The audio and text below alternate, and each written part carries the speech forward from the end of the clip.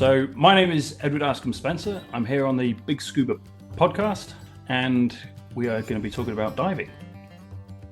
Excellent. Welcome to the BiG Scuba Podcast. Yes, Thank you very much.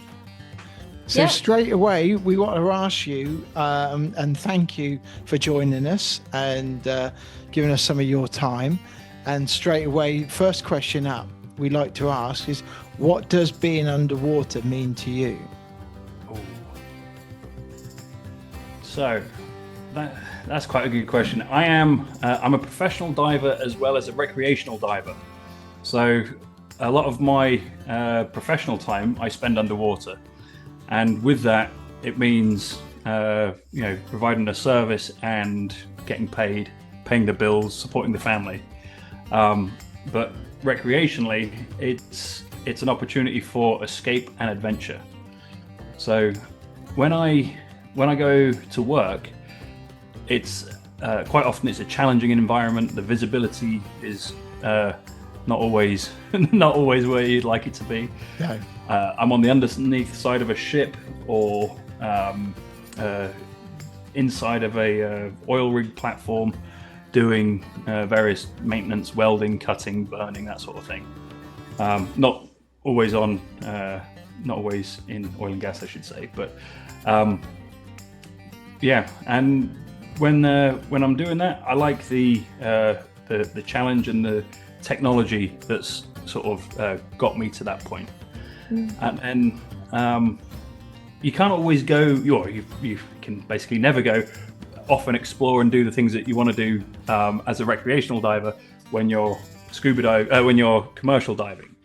And because of that, the freedom I get when I can go and do recreational diving, there's nothing like it.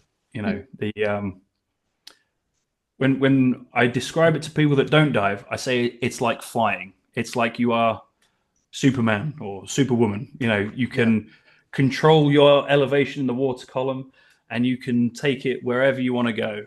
You can go into caves. You can go up to the roof and explore everything there, and have a vantage point that is, hundreds of meters below you. If that's your depending on the dive location that you go to. But no, the opportunity to see something exciting is my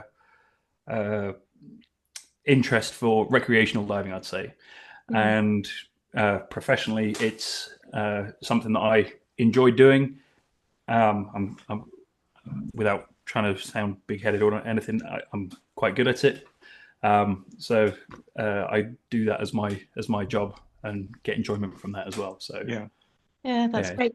So what got you first into recreational diving? Right. It was 2007. I had just passed out into the 3rd Battalion of the Parachute Regiment, and we were going to go off to Afghanistan the following year. I was actually on the Army swimming team at the time and had quite a bit of free time during the day after training. So I thought, I'll go down to Andark diving and water sports on the south coast near Southampton, and try scuba diving. And I loved it so much that I went out. I got a bank loan.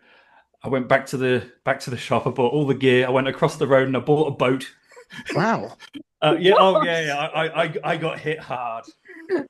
You really got into really it. Yeah.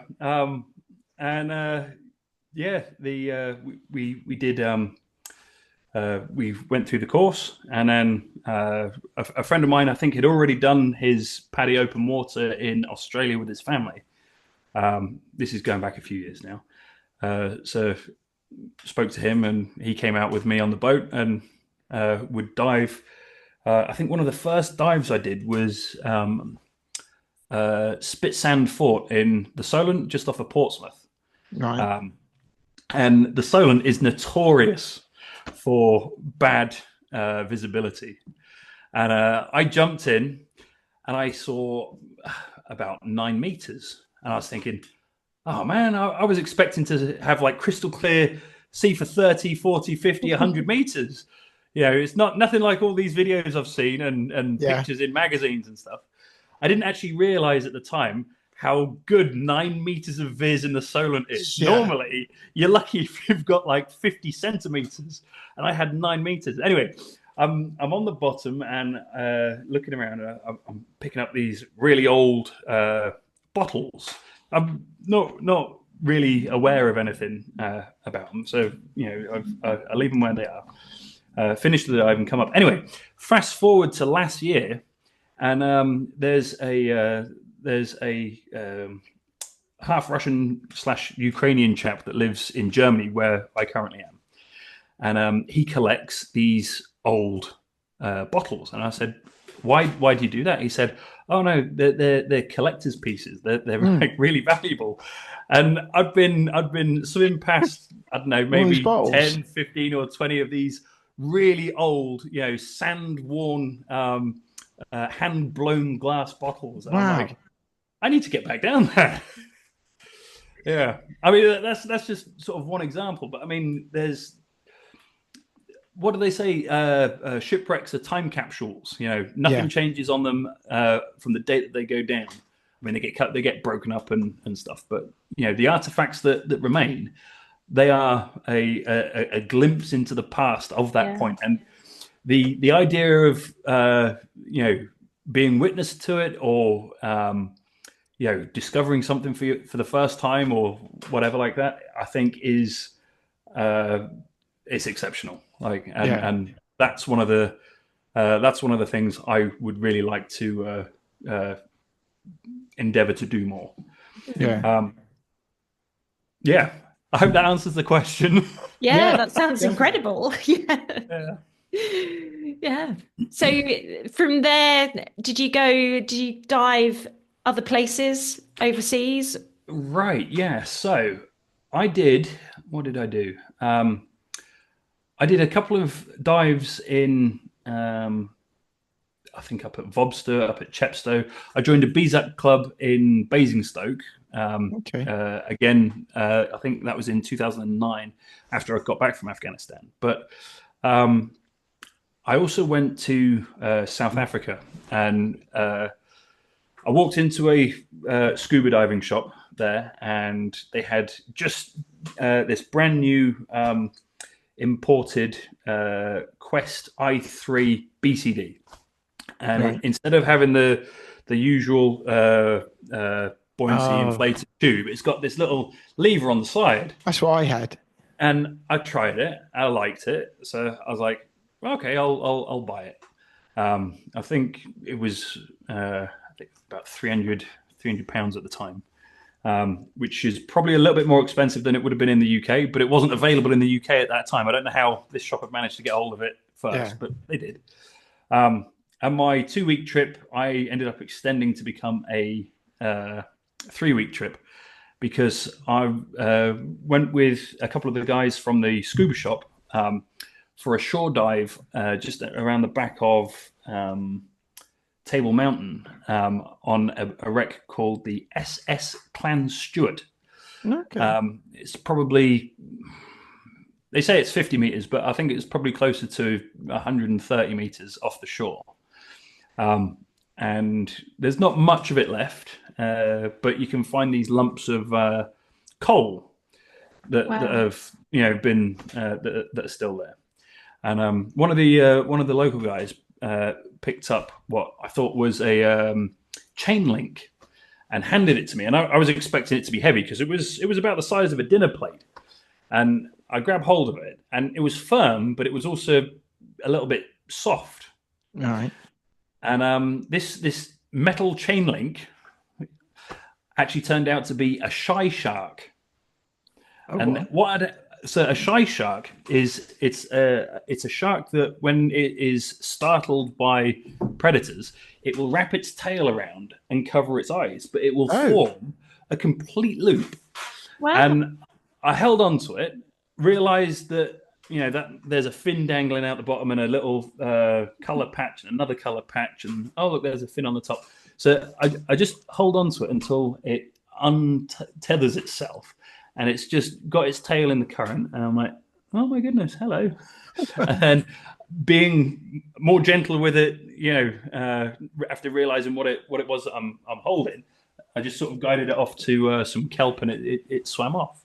Wow! But I thought that was incredible. Now I don't actually advocate grabbing hold of wildlife. This guy handed me what I thought was a chain, and it turned out to be a bloody shark. But yeah, not dangerous, but it's actually more for the animals' welfare. I think we should keep our hands to ourselves as best we can for that. But I thought that was a special moment. And when we surfaced, maybe 400 or 500 meters away, there were 3 right-back whales like breaching. Wow! And I could hardly see it. We saw sort of the puff of the top of the mist coming out of the blowhole, but swam back into shore. And by the time we were on the beach, which was probably a good 5 minutes later, with all the kit at the end of the dive being quite tired, by the time we were at the shore, these whales were on our dive site doing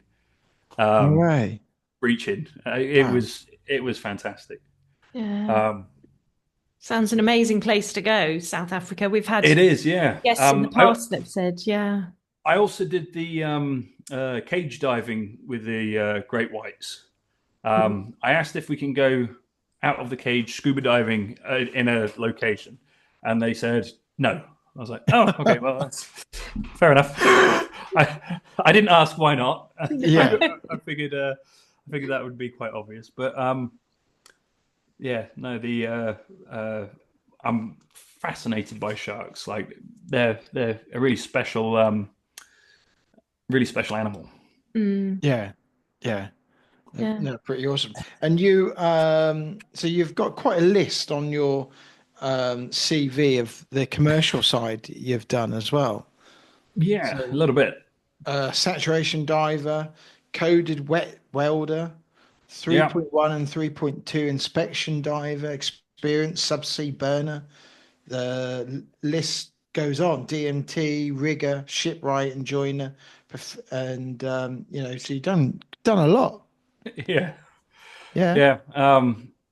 When I left the army, I didn't really know what it was that I was going to do.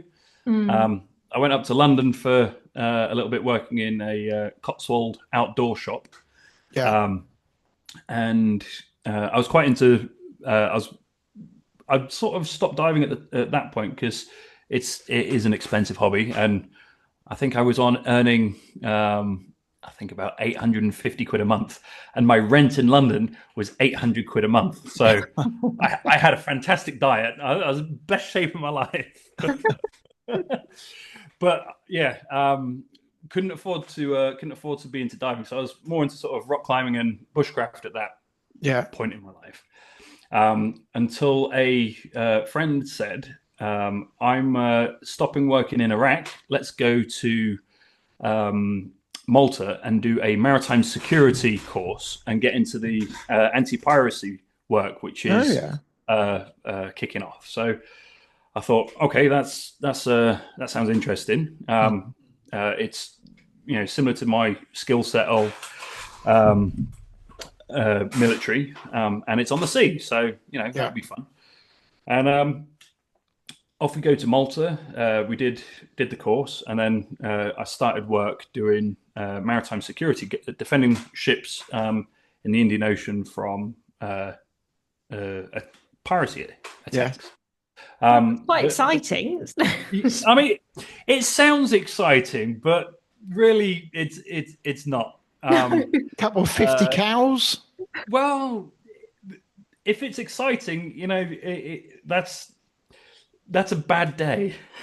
You don't want it to be exciting, and the problem is the money fell out of the bottom in the industry. Everybody sort of started going and doing it, and then we ended up being abandoned by the company, left in Mauritius. We've obviously got weapon systems, ammunition, and everything. And then all of a sudden, we don't have a company that's backing us up anymore. We don't have the visas.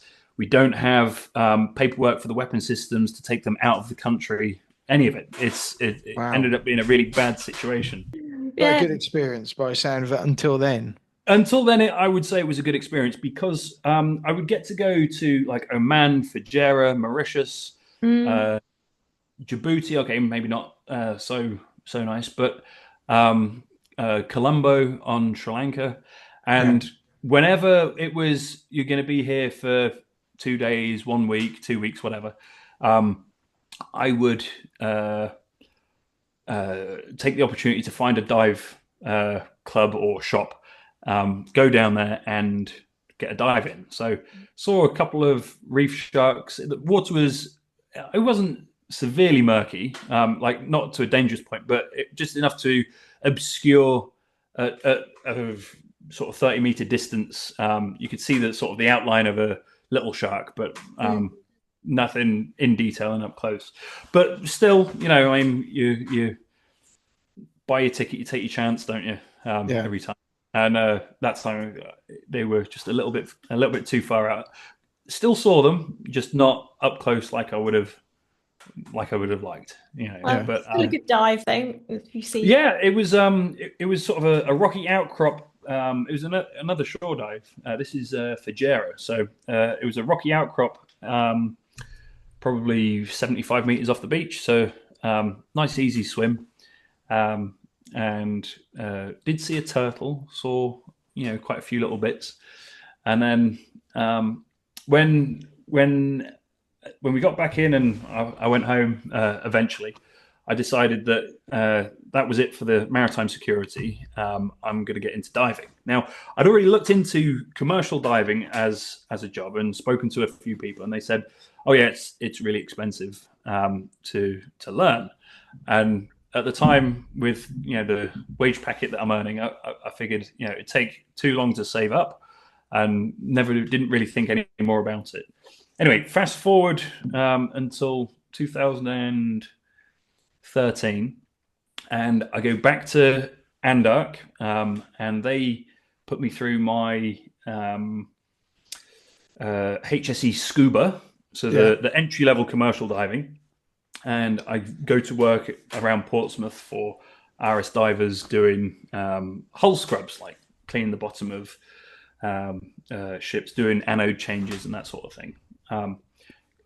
Come towards the summer, and there's an opportunity to go to Australia to do my HAT course, my surface applied helmet course. So I've got one here.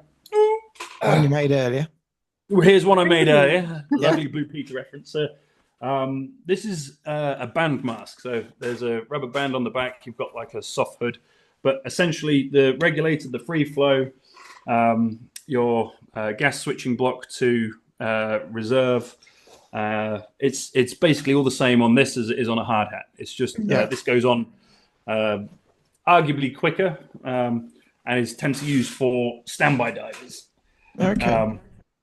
In the commercial world. So, what brand of? So that's by Kirby Morgan. Kirby Morgan do. They are basically the industry leader of commercial diving hardware.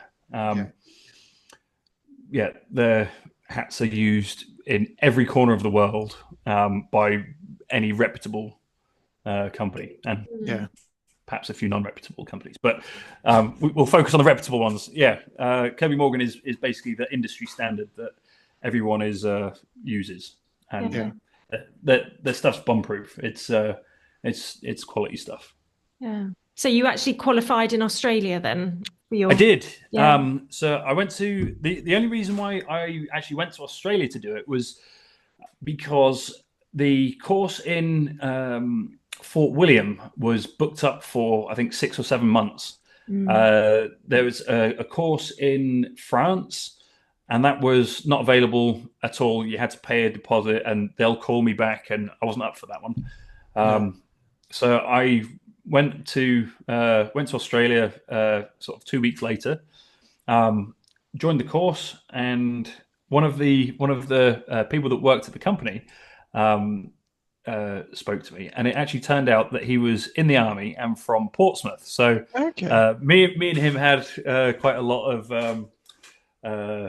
interactions, and he actually put me up for the duration of my course because I hadn't planned it the best. I was like, yeah, I'll sofa surf or rent a car and sleep in the back or something. It wasn't hadn't fully thought it through, but ended up he put me up. His wife cooked me dinner, and on the weekend they lent me the car. Went exploring around. Where was it? Fremantle and Perth. And it was really cool. I actually saw on the course, I saw a seahorse, and it was probably about 18 centimeters long. And I was like, oh, that's a cute little thing. And it wasn't till probably 6 months ago that I was watching something on Discovery Channel. That most seahorses are about the size of a 20p piece. They're tiny. So for me to see one that's like almost 20 centimeters long, like at the time I didn't realize the significance of it, but I was like, must have been quite rare. Probably. I mean, I don't know if it was down to the species or what, but my knowledge on seahorses is not very good. Yeah. So as a commercial diver now, do you travel everywhere in the world, or have you got kind of set places? Yes. So we'll go back to just after I qualified with the hard hat and umbilical surface support. I had a job out in Dubai. We were doing some work on a rig there. Which was my first time offshore, and that was in 2014. Wow. And then there was a little bit of a downturn with the offshore diving industry. So I've sort of focused more on inshore work for basically maintenance of ships in the Royal Navy, which was quite a lot of fun. Yeah. And then I got back into the parachute regiment as a reservist. So I would spend quite a bit of time doing exercises with them. And the other time that I had free was spent diving down in Portsmouth, Southampton area. But you've got to renew your tickets like every 2 years and 4 years and 5 years, depending on what the ticket is. And basically, I let mine lapse because there wasn't much going on. And I went on selection for the SBS in 2016. And I came off with a knee injury. And it wasn't, obviously wasn't my intended course of action to go back into diving at that point. It was because I put all my eggs in this basket. So I rehabbed the knee. I went to Canada. I tracked down a First Nation guy called Pinnock Smith, who did a piece with Ray Mears where he teaches him how to build a birch bark canoe. I got him to teach me, and we built a birch bark canoe together. Nice. A year later, I go back on selection, get myself fit again, and I slip a disc in my back, and I can't walk for 9 months. And that was in March 2017. It basically train wrecked my whole military ambition up until then. And a family friend ended up dragging me along to a magic club. I didn't want to go, but I went along and started getting into magic. Then when I'm looking at all the famous magicians and everything, I come across David Blaine, who does his legendary breath hold, where he becomes a Guinness World Record holder, holding his breath for like 17 minutes or something. And I find out later it's a specific category of breath holding. So he's inhaled and saturated his system with oxygen. Yeah. And then he gets in, it's quite cool water, and his body slows down and he relaxes, and essentially he holds his breath, gets a world record, and goes on the Joe Rogan experience and talks about it. Like, okay, that's quite interesting. but 2020 happened. All live entertainment stopped. Yeah. We weren't able to. Diving sort of actually started to pick up at that point, Right. because of the military necessity for keeping the ships going and strategic defense and everything. So I put that hat back on, get in the water, and I start doing a bit more diving. Well, we just had our first son, Leon, and I'm doing a little bit of boat building on the side. I'm doing quite a bit of diving and not very much magic. Well, we decided that we were going to move back to Germany at the earliest convenience. So end of 21, my fiance and our boy moved over to Germany. And then early in 2022, I followed. And then the following year, our second boy joins us. He was 2 months old at the time, and there was an opportunity to go and do my saturation diving course over in Norway. So I asked my missus, would you be up for me getting into this and doing that? It's where I'd like to have steered my career 10 years ago, but every excuse under the sun, it didn't happen. Yeah. Now everything's sort of lined up. I'd had 2 years of constant work in Germany, inshore diving, and then this opportunity came up. So I was like, I'm up for it. You up for it? She said yes. So I go over to Norway. I qualify with the saturation diving. Actually, part of the Norwegian course, they take you down to Marseille in the south of France. And you do the deep dives there because there's a saturation system that the school in Norway rents. Okay. So we did that. And I am qualified at the end of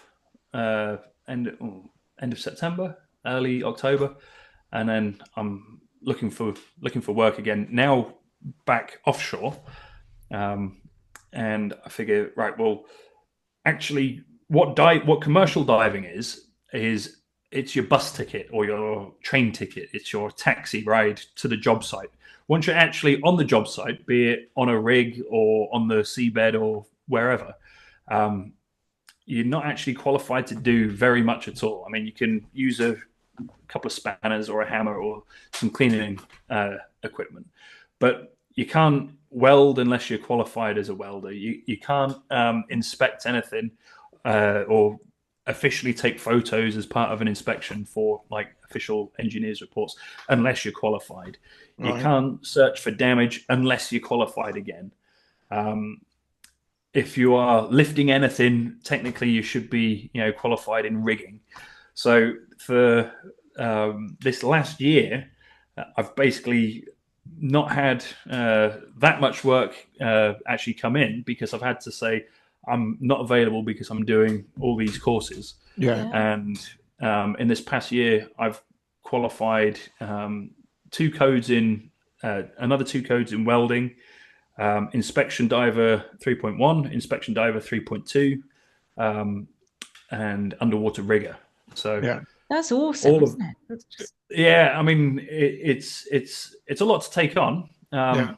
And it's a lot of work to say no to as well, because it's, as a freelancer, everything is individually funded. You rarely get a company fund you for any of this. So yeah, I'm hitting the ground running next year. Let's say that. Good. Yeah, that's good. So have you got all your tickets that you want to get for the moment, and then you just take on for the moment? Yes. I'd actually like to get an ROV ticket as well. So for those of your listeners that don't know, an ROV is a remotely operated vehicle. So I'd stay on the surface with like a game controller, and it would control a submarine or drone that would fly around underwater, looking at where I'm telling it to go. Yeah. There seems to be quite a lot of, a lot of survey work with them now, isn't there? especially in deep waters. Yeah, there was concern probably 5 years ago that ROVs are going to take over from having divers, but it's actually not been the case. Like ROVs have got their own scope of work, and because of what they're capable of doing, is actually increased the work for divers. So it's actually quite a nice partnership. So after I've just done a tech course where I learn how to maintain the hats, like the one I've just shown you. But the course that I'd like to do next is the ROV pilot and technician's course. That'd be quite interesting, I think. Yeah. But that'll be out of next year's pay packet. Yeah, but it's not cheap, all this stuff. So where's all this come from then? So you're, because I've noticed that in the back there you've got a Das Boots picture up. Yeah, you've got Union Jack one side, which I really like, and also Das Boot, and it's a very famous series and film. Yeah. So what I actually found out recently was the 1980s film. It wasn't actually a film. It was a series that then got cut into a film and released in America and the UK. But fantastic film. Shot really well. It holds up even today. But I would say in 2020 I went over to Kenya with the Paratrooper regiment to provide security at the camp during the COVID, because there weren't exercising troops traveling because it was deemed not necessary. So the camps that were there no longer had security details to secure them.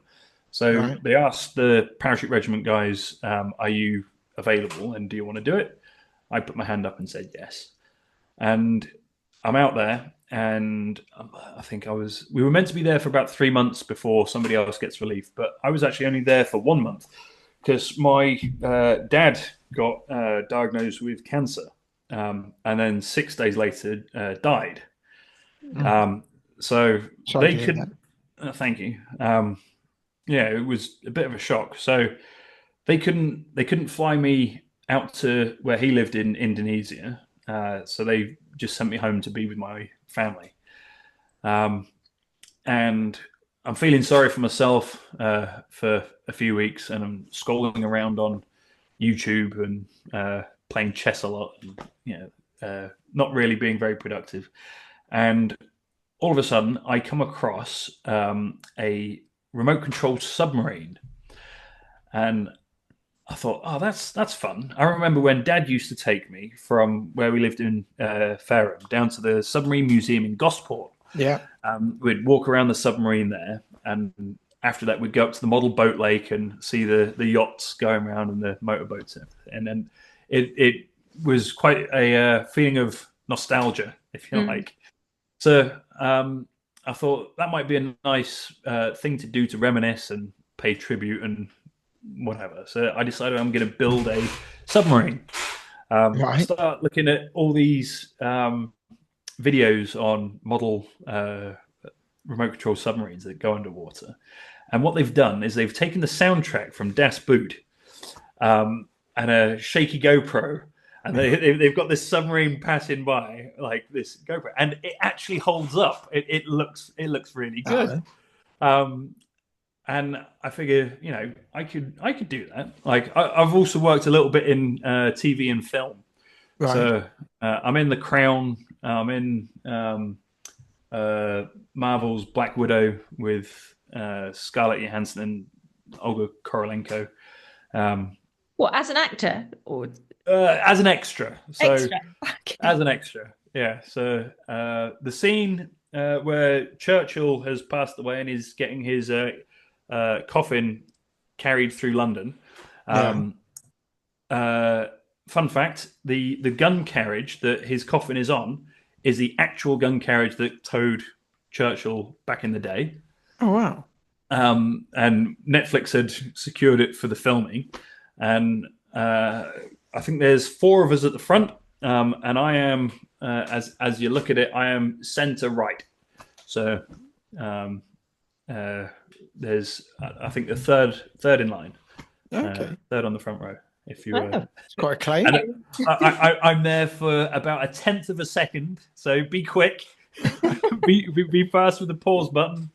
So it's not it's just fun. Anyway, going back to the submarine, I decide that it'll be a fun thing to build. It'll be a nice tribute to my dad, and basically I get into everything submarines. So I find the film, or I've watched that probably once or twice a week. Looking up lots of these videos on how to make a tiny little remote control submarine fire a torpedo out, ways to film it. So I've actually got lighting, microphones, cameras dotted around, that I'm using here for this. Yeah. But actually, I bought it all because I'm in the process of writing the story and building the scenery for doing this submarine film. So, nice. Yeah. You are a man of variety. Oh God, yeah. It's painful. My poor missus. Yeah. So was your dad a submariner as well? Yes, he was. Dad, he was 25 years in the Navy. And I think 23 of them were on submarines. So he was on the diesel electric boats, which they had during the war. Yeah. His ones were post-war, but basically the same technology, just a couple of generations on. He didn't do the nuclear boats. So yeah. Well, you're following in good footsteps then. Yeah. Well, yeah. When he left the Navy, he went and worked offshore, and we missed him terribly. But he had this old, very old, thinking about it now, tape recorder, and he would take it into one of the saturation diving systems. Now, when you're saturation diving, you have got your body under pressure, and you live under that pressure. But because of the different depth that you're actually operating at, you have to breathe a special mix of gas. So the gas is mixed with helium, oxygen, and a very, very small amount of nitrogen. Now, normally what we're breathing here is nitrogen and oxygen, but in saturation, you don't want that much nitrogen. You can't cut it out completely because if you're going quite deep, you can get something called HPNS, like high pressure nervous syndrome. It basically isn't a good thing to do. So what they do is they put a little bit of nitrogen in there, but it's the helium. Now, if you've ever seen one of those balloons that float, and you take it off the string, and you untie the knot, and you talk like Mickey Mouse for about 30 seconds. But in saturation diving, they talk like that all the time because they're constantly breathing that mixture of gas. So all of our family have got like nicknames for each other. So Dad had got the divers to start talking using all of our nicknames, saying "Hello, Edward, hello," and my brother and sister and everything. And that really stuck with me. I thought, that was, thinking back now, I'm like, that's a nice touch. At the time, I just thought, that's fun, But actually understanding where it comes from, him being isolated from the family to go away and work, and yet still putting the effort in to do these sort of things, I thought it was really, really nice. And his background as a ship's diver, as a submariner, and then offshore, it sort of struck a bit of a chord with me, I guess. Yeah. I like the challenge of being able to do something that most people probably haven't even heard of. I was doing an anode placement, and it was a bolted anode, and you literally couldn't see the light from the helmet. So on your helmet you've got a hat light that comes down, and the water is just black. You cannot see anything. We had probably 1.5 knots of current, so you're getting pushed sideways. But to put this anode, clamp it on both sides of this shaft, slot a nut through, wind the bolt on, and then do that 4 times, holding the nut on one side, the bolt on the other, and operating the tools whilst getting pushed sideways. It sounds horrendous to probably most of the population, but for me, like being asked to get in there and do it, I'm like, yes, it's a good challenge.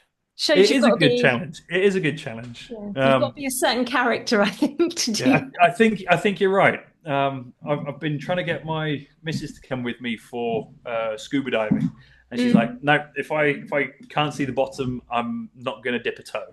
I was like, "Okay, fair enough." So magic, where did the you mentioned magic as well? Yeah, we've had a scuba magician on a while back as well, which actually became a Padi specialist. Yeah. He was on quite near the beginning. I can't even remember his name now. It was a while ago, wasn't it? Yeah, but he was a proper underwater magician. Yeah. Underwater. He'd do tricks to keep his. So when they were doing like safety stops with students, he'd do tricks with like bands and things like that to entertain his students. Yeah, and to do on your safety stop. Yeah, I mean, you've got nothing else to do but sit there and off gas, right? So it makes perfect sense. Yeah. So I got into magic back in 2018. It was kind of by accident, and I didn't want to go to a magic club. I didn't want to get involved with it because, as you've already sort of recognized, I've got a lot of interests that occupy my time, and I didn't want another one to become just an interest. So when I went there, it was basically to shut up a family friend because I wasn't interested at all. And then when I actually got there, it turned out to be a bunch of professional guys getting together, swapping advice on performance, on business, on marketing. And they said about these are the things that you want to start with. This is where you sort of want to take it to. Don't rush. Make sure that you're good, and you'll get booked. So I thought, okay, let's give this a go. So I spent about 9 months of my life locked away practicing everything, and I was busking. I was on the street in Fareham, which is a town that I grew up in near Portsmouth, and a couple walked past, and I was mid-routine, and they carried on. But I had a good little crowd around me, and about 10 minutes later, they walked past again, and I noticed them looking over. So I waved them over to come and be a part of it, and they watched the rest of the set. And at the end of it, they said, "We've been looking for something for our wedding. Now we've spoken to a band, we've spoken to another magician, we've spoken to a couple of other performers, but we'd actually really like you. We've seen how you interact with everyone, and I thought, okay, this is this at this point. I've now got the confidence to look at this from a business perspective, and yeah, they gave me my first wedding booking. Now I didn't actually perform at their wedding until I think about a year and a half later. It was quite an advanced booking, but they paid my asking fee, and yeah, they had a good time. I had a good time, Awesome. and because of that vote of confidence, I suppose, their trust in me to perform, I went on to do bigger and more of these things. In 2019, I put on 3 big shows that I was looking at taking into the momentum from that into 2020, and then obviously COVID hit, so all entertainment stopped. I tried doing a little bit of online performance, but I hated it. So I thought I'm not going to do this. If I'm doing something, I have to do it because I like it, not just because it's a paycheck. So I basically stopped doing the online bits and waited until everything started up again, which came. I've done HMS Audacious. They have a rowing team that go and row across the Atlantic every year. Wow. This year, they've either just started or they're just about to start.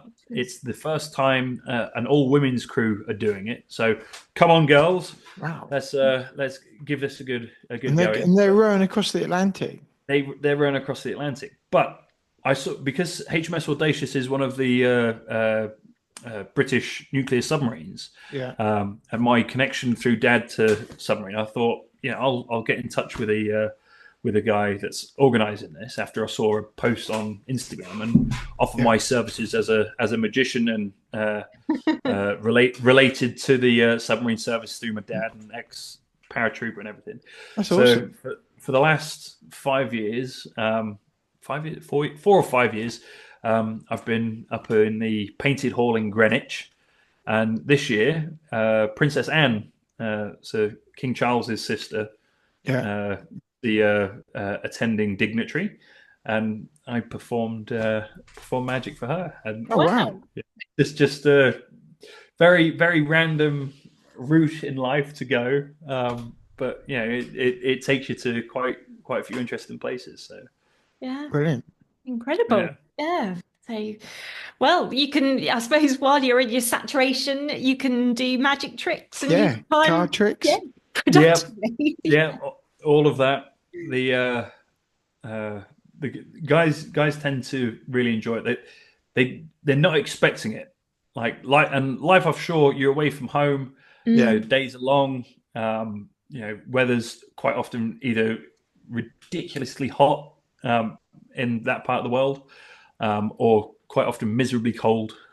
So there's rarely anything to be overly happy about.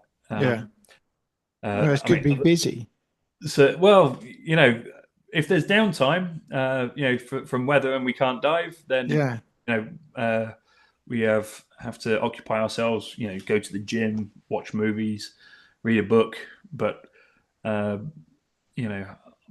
last trip, I started. I've always liked reading, but I've never been a fast reader. But on my last trip, I was going through about 400 pages every 2 days. I was like, wow. Yeah, it was a couple of good books. So wow. So what does the future hold for you? Have you got sort of some jobs lined up, or? Yes, I'm about to go back out to Saudi Arabia in January. That's as a air diver and welder. So I'll be on site as a welder for them. As in subsea welding, not on the surface. But that's not like saturation, so you'll be up and down. So, yes, that'll be up and down, always returning to surface. Yeah. I am looking to get my first job as a saturation diver. Being quite newly qualified with that, I haven't had that slot open up for me yet, but I remain hopeful. That's kind of the point of doing all of these courses and then taking the jobs that I'm now qualified in as a 3.2 inspection diver or as a welder or as a technician, because all of a sudden, if you're on the job and somebody's got a toothache or an earache or a medical or family emergency, they will take that person out and then the team will be deficient. And if I'm there, if I'm on site, I'm qualified, and I'm ready to go, then that's why not? Going back to my parachute regiment days, it's a bit cheesy, but to be ready for anything is the parachute regiment motto. So it's the way to be. If I apply that to this, then hopefully it'll pay off. No, it sounds exciting, and what a variety. Yes, it's far from mundane. Well, that's the way life should be, isn't it? Yeah, you've got to. Well, I think so. Fill the moments, and So, but you asked what the future holds. I would love to start my own dive company. Probably a few years away at the moment. I want to get some work under my belt, but I'd like to focus on salvage and historic finds. So I'd like to work closely with archaeologists and preserve things that we find for museums and future generations to see. I think Robert Ballard, who found Titanic, and Mel Fisher that found the Atosha's treasure off of Florida. Like these people, their names will live forever. And I think if you've got the interest, got the passion, got the capability, then why not go for it? So Well, that kind of brings us into the next question. Really, it's like, is there anyone in history you'd want to take diving? Ooh. If we said to you, what 3 people would you take diving? Who would you take? I would really like to take one of the early pearl divers from Greece. Now they are more of a job title than a specific person, but they would go down, they'd hold their breath for 5 minutes, or probably maybe even closer to 10 minutes with training back then. And I would love to take them from that perspective to modern day and show them, look what is available. Like, look what you can do. That's one, because it's from them that people have carried on going, under the sea. They've found need to go in underwater. Like salvage divers have gone in to find cannons and recover treasure and remove obstacles and stuff. But they've sort of looked back at how the pearl divers did it. So to take like generation 1 and bring them to today and say, look, this is what we've come, and where we've come to now is based on what we know from what you were doing back then. I think that would be a really interesting conversation to have. That's the first one. The second one, it's got to be my missus. She doesn't want to go underwater at all. And snorkel? Nope. No. And I would love to show her, just give her the ability, go and have a look, get comfortable. I mean, I don't think it's a never. I just don't think it's anytime soon. We've got small kids, and I think holiday time would be too stressful and too valuable to try and convince her. So it would be a case of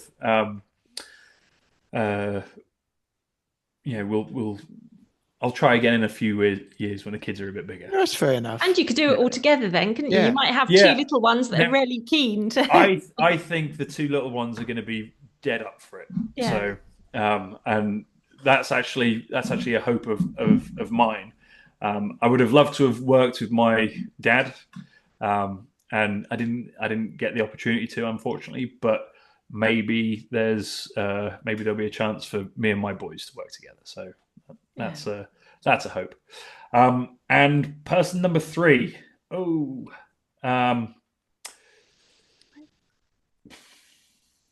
It's a difficult question. We were in when we were in Afghanistan.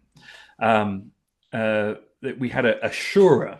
Now, a shura was like a meeting of people from the local village and the military officials to say, look, come in and do.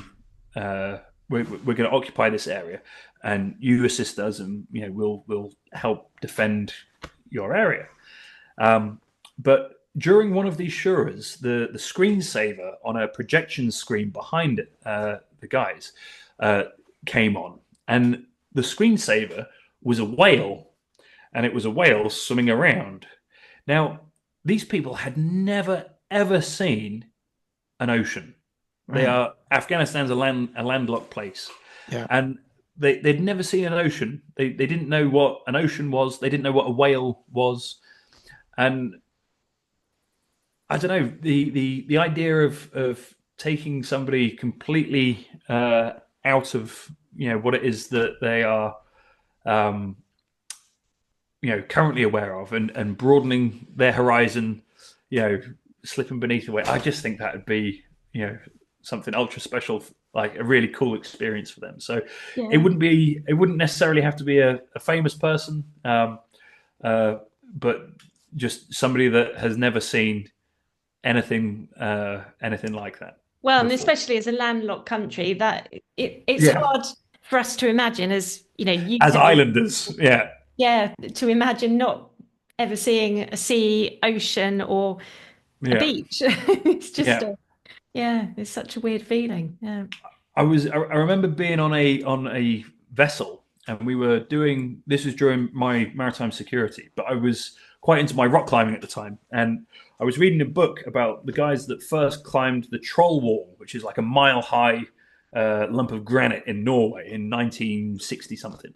Wow. But before they climbed it, like the summer before, they were whaling out in South Georgia. It had a different. It was viewed differently back then. What we understand it from today.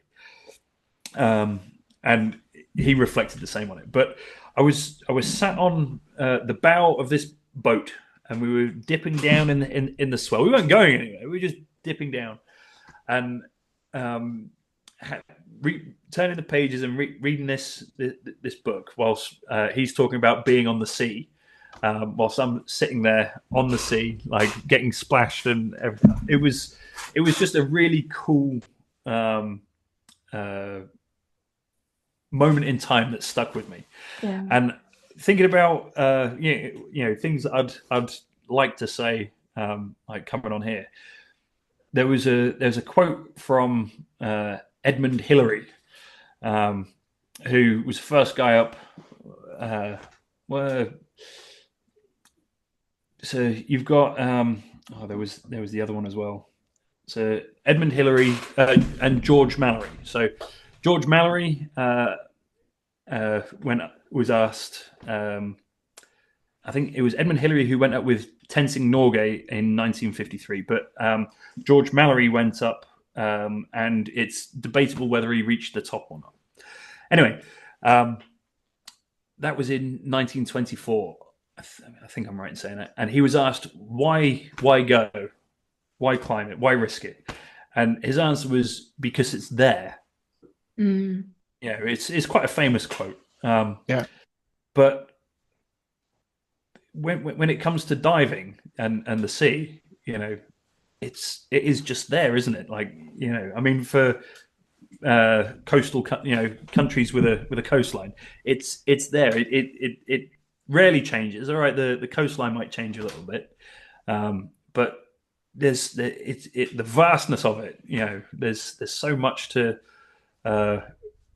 so many questions, so many unknown things. If you could go somewhere and know that you are the first person in that space to ever go there, I just think that there's that's quite a special thing. So, yeah, Good the idea, the idea to get down there and have a look is, it's quite fun. Yeah. Yeah. Well, it's all about exploration, isn't it? And that Yeah. is the thing. So is there anything that gets you out of your comfort zone?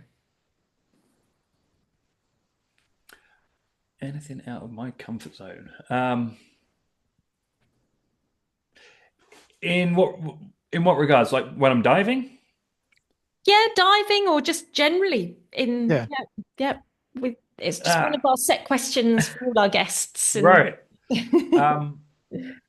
Diving, I would say not. There's been like maybe a handful of incidents that have happened where I've said, okay, I need to put the tools down and come out. We need to rethink the approach to this, but I wouldn't say that's out of my comfort zone. That's just what you want to do is approach it the right way, and if it's not working the way we think, have a reset. I was scuba diving in the aquarium in Cape Town on that visit, and my girlfriend at the time was taking a photo through one of the porthole windows, and I'm sort of showing off regulators out, smiling, blowing bubbles, and I found a little shark tooth on the floor. So I'm messing around, being silly, and I put my regulator in, and I'm sort of waving to the camera again, and I get pushed forward. I'm like, okay, what's that? And then all of a sudden, I'm brushed over by a 7-foot manta ray. Wow. And it goes like it's so soft, like velvet almost, and it goes over my face, and I've got to be honest, I shit myself.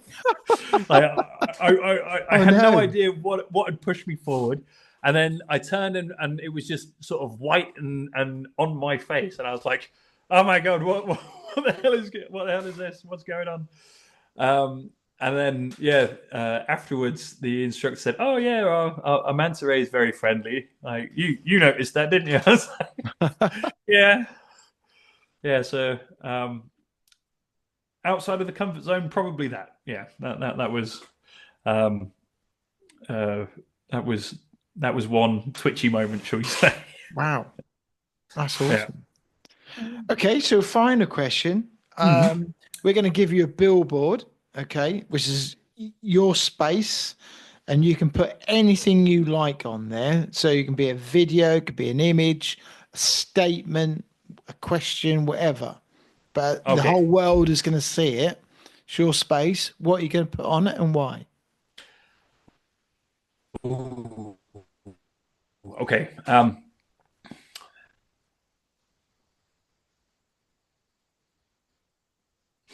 I would put on a picture of a shipwreck with on the bottom of the sea, cracked open with artifacts and treasures to be found, and then divers coming down and sharks swimming around. And I would say, want to know more? Get in touch. Cool. Yeah, very good. Yeah. Yeah, the element of the unknown and surprise. Yeah. And reward. Like I think the landscape's changed quite a bit from sort of the 60s, 70s, 80s, where people would collect portholes and have garages full of ship's bells and everything, to sort of we spoke to quite a few of them. Yeah, crowbars and just yeah. I mean, I'm not up for destruction, but when you actually think about how things happen, eventually everything's going to rust, rot, and fall apart anyway. Yeah. I would be more inclined to say, don't break it out, just return and try your hand at picking it off the seabed at that point. Yeah. And so you're not destroying anything, but you are taking your chance. Maybe one day you get a porthole, maybe 5 times you don't. It would be a lottery. But I think don't break it, leave it as it is. But if it's there, why not? Yeah. And it's identifying history, isn't it? We've recently seen people identifying, bombers on our local coast, and it is just that history that you then can investigate and learn. Absolutely, yeah. The story that that I hope to leave behind is one that I'm hoping will inspire my kids, to get out there and adventure themselves and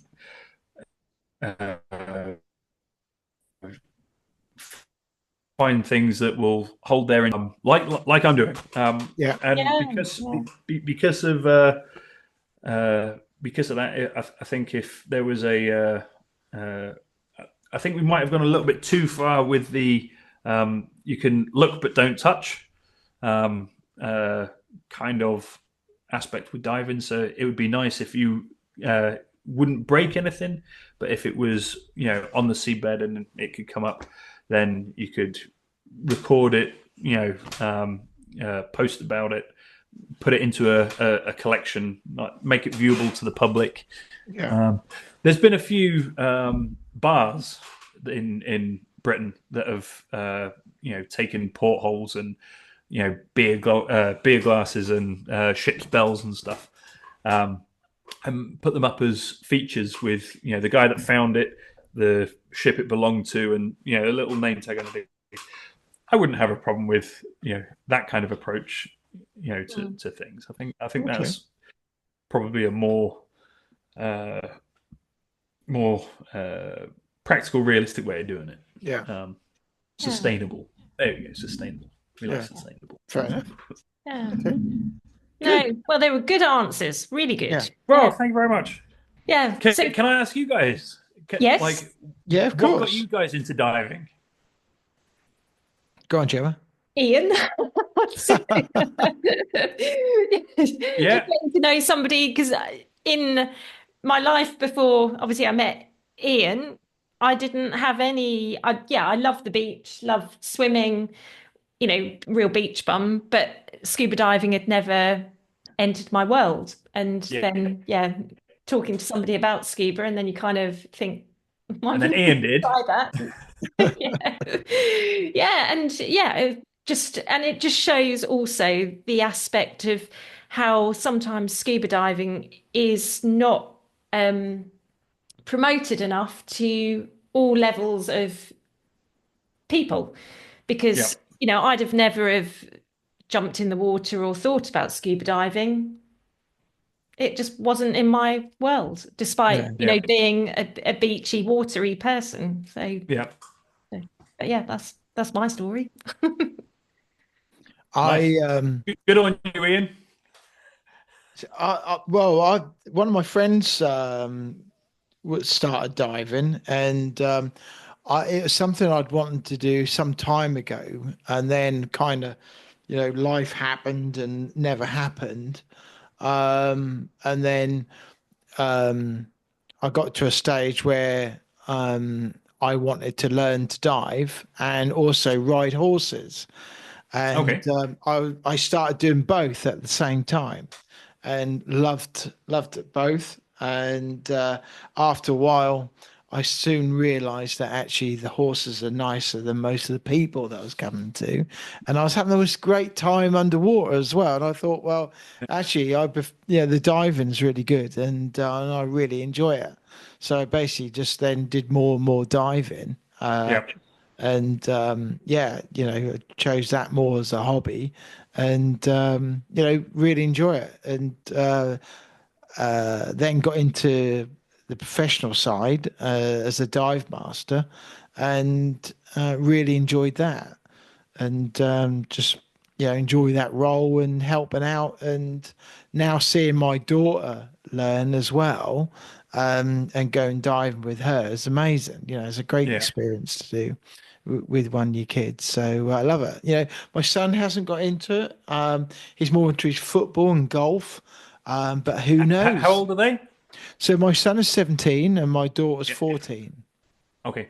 And she was 13 when she did her open water. Okay. So, and we're just like having fun, up to about 10 meters, doing easy dives. She likes seeing all the wildlife, and we've done the Farns and Lundy and, brilliant. Stony Cove a few times, but just trying to keep it fun, and doing fun stuff, and it's so great seeing youngsters get into diving and getting that enthusiasm. We had quite a few youngsters this year come through wanting to do their open waters with the school, and it's brilliant because they've got no fear at all, and trying to then rein that in a little bit, but keeping the enthusiasm. So, one of the dives is that it was like herding cats. You got kids go, whoa, all this awesome stuff. There's fish, and they're trying to disappear following the fish. You're like, hey, whoa, hold on, and that is amazing, to when they come out and they're like, wow, this is the best thing ever. This is awesome, and it's something I think in diving that sometimes get forgotten. It's almost like when you see some people coming out of the water and it's like, are you sure you're still enjoying this? There's no medals, there's no trophies for making diving particularly hard work and a challenge and stuff. It's you've got to enjoy diving, and I think sometimes that enjoyment as a child gets lost sometimes as we get older, and if we can somehow bottle that enthusiasm, it would be amazing, and it is amazing. And I think we should remember that when we go, because we're not meant to be underwater. No, are we? We're not meant to be there. It is an alien environment. It is, and it's amazing, and I still think it's amazing. The first time I look underwater, when I first dropped down in the sea, to think this is what it's like, and you see it on telly, but to actually see it in life and see all the colours of kelp and seaweed, fish, and I'll never take it away from going to places like inland lakes, because they got their place, for divers. But you can't beat getting into the natural world and seeing stuff under the waves, in the sea, whether you're 10 meters down or whatever. It doesn't matter. It's amazing. I'm not historically, I've not been that fussed about going deep. If I can see something decent at 5 meters or 15 meters, that's fine. Like I don't need to tick off sort of 40 or 50 meters. But having said that, I am looking to increase my ability now as a recreational diver down to 100 meters. So I am going to be looking into rebreathers, and that's not because I want to hit big numbers. It's just the stuff that I want to see happens to be at those depths now. And you sound like you're ever learning. So that's always something, that's a challenge in itself, isn't it? And moving to recreational to rebreather is probably the natural. I wish I had this hunger for learning when I was a kid at school. I really do. But it's a journey, so I'm there now. Yeah, but past is past, and look where you are now. That's exactly. So, and also rebreather diving, I think, is a whole great experience as well, isn't it? And that silence, the reduction, in off gassing, and it's just amazing. And you think where the technology is going to be going, and rebreathing allows you so much more than an open circuit. And it's not for everyone, I get it, But I think if you're looking to do deep stuff, that's definitely the way forward. Yeah. Yeah. Yeah, and we've done a try dive on a rebreather, and it was just an absolutely amazing Yeah, I experience. loved it. Yeah, Yeah. So I was involved with the recovery, sadly, of a couple of guys that had passed away on a wreck off of Plymouth. Recently? 2021, HMS Scylla. Yeah. They had, I think what had happened was... Is that the one where it filled up with sand? Yeah, so I actually went inside to do the recovery, and what had happened was they'd gone in, but they hadn't attached a line at the entry point, right? And they'd penetrated quite deep and kicked up some silt and not managed to find the route out. At one point, they then did clip on, but they were already inside, and they ran the line all around the room and had a big rat's nest in the middle. I think they separated at that point. One guy squeezed through a hole, ditched his kit, and went up to the surface, raised the alarm. Wow. And then the other two sadly didn't make it out. But the police that I was working with and called in to assist with, they weren't allowed to go inside the wreck. They were on like a half mask or a full face mask, but without a hard hat. Yeah. So their insurance wasn't adequate for them to penetrate. So the aquarium that actually owns Scylla got in touch with one of the companies that I worked for, and with my background, they rang me up and said, "Look, this has happened. Do you want to help out?" And I said to my fiancé, I said, "Yeah, I think it's a brilliant thing to do. I really want to do it." And she asked why, and I said, because we're not going to change the outcome, but we are going to return them to their family, so they can, give them the funeral and the burial and start their grieving process and that. But I think it just highlights the case of skill fade. If you have some time away, and you were this level before, and you've had some time away, you're not still going to be at this level. So no, definitely not. Build back up to it, and don't be afraid of it. It is time consuming, and with time is cost. So it is going to be costly. It is going to be time consuming, but just don't rush the process. Yeah, that's so true. And always keep practicing your skills. Always practice your skills. So if I'm doing a couple of dives, I'm always checking my mask replace, flood off, put back on, get my buoyancy right. I love it. I really love it when I'm finning along and I want to go up a level. So instead of putting air into the suit or into the BCD, just slightly inflating my lungs a little bit more, and then just feeling that gradual incline so I can go up. Like having that sort of trim, it really is like flying. It's magical. Yeah, it's really cool. Yeah, no, it is an amazing thing. Yeah, definitely. We've been wanting to, and we haven't done it yet because we've always been doing other stuff. But one of the things I want to practice and have a go at is something a previous guest showed on Instagram. Okay. Patrick Widman, have you? Nope, not come across.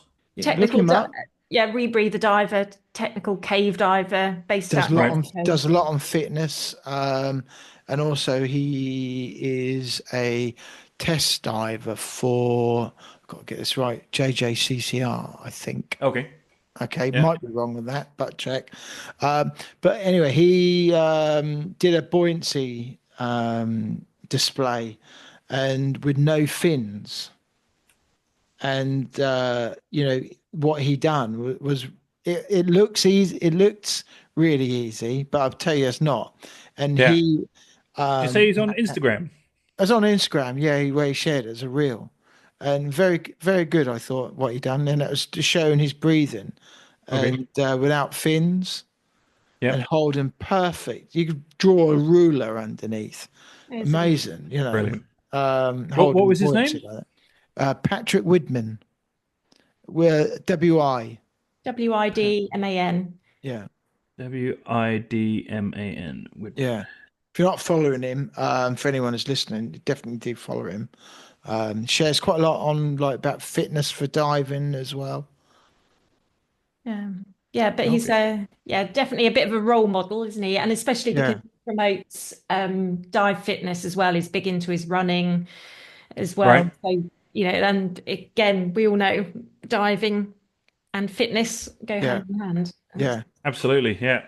You want that good circulation to get everything. Yeah. So did you get the guys out in the end of the wreck? Yeah. So because I believe that wasn't the first, was it? No. So somebody else had. Back in 2007, and I think it was sunk in 2004. I don't know if there was. I think there were two other incidents that have happened where they've people have lost their life with it. But these guys were recovered. Two of my colleagues were the ones to actually bring them out, and I went in and brought out all of the kit. I went in looking for one of them, but HMS Scilla is actually quite a big wreck, and it was I think I had 5 rooms that I could check, and I didn't find them in that time, but I did find the kit that had been dropped, and cylinders that had been left at the bottom of a set of ladders. It was eerie for when you think about what it was, but it was also a massive source of adrenaline and excitement. Right. Not sort of in a not to be morbid. No.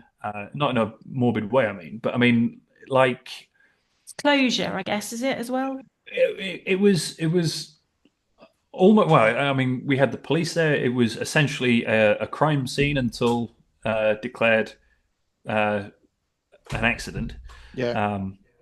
And sort of seeing the police and being involved in assisting them with everything was quite a eye opener from my perspective with it. So yeah, I bet. It was. It wasn't anything like I'd never done anything quite like that before. From a diving point of view, I mean, we had similar stuff in Afghanistan, but I mean that's a different podcast. Yeah. But yeah, no, it was exciting, and it was nice to do something for a diver's for a diver, for their family. And we should remember that. That was the way I viewed it, at least. Anyway. Yeah.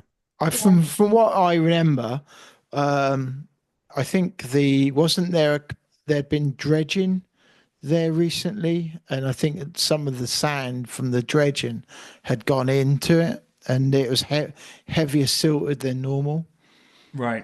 So I haven't heard about the dredging. I mean, it's very, very possible. I went there after 2 weeks, and then we went back again at 7 weeks to do the recoveries of each one, because we found one at the 2 week point, and we found the other one at the 7 week point.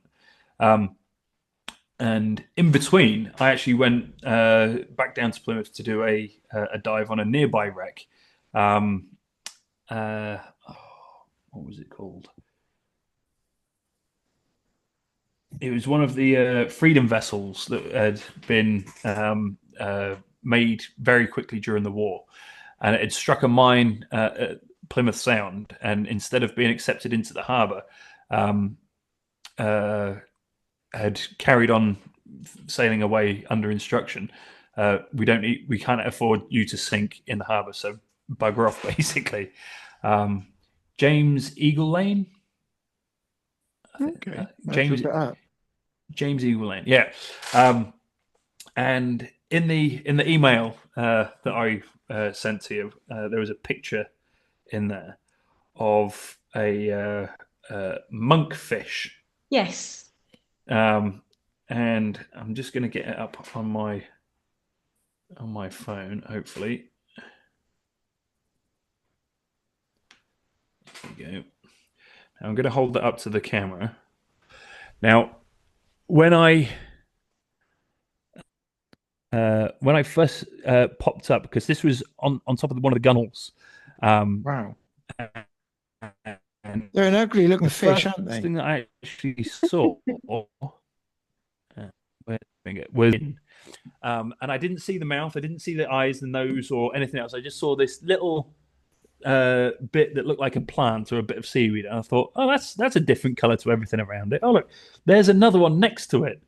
And then I looked up a little bit onto the bar that actually turns out to be the bottom jaw of this fish. And I was like, that looks like a mouth, doesn't it? And then I realized that bar has got teeth.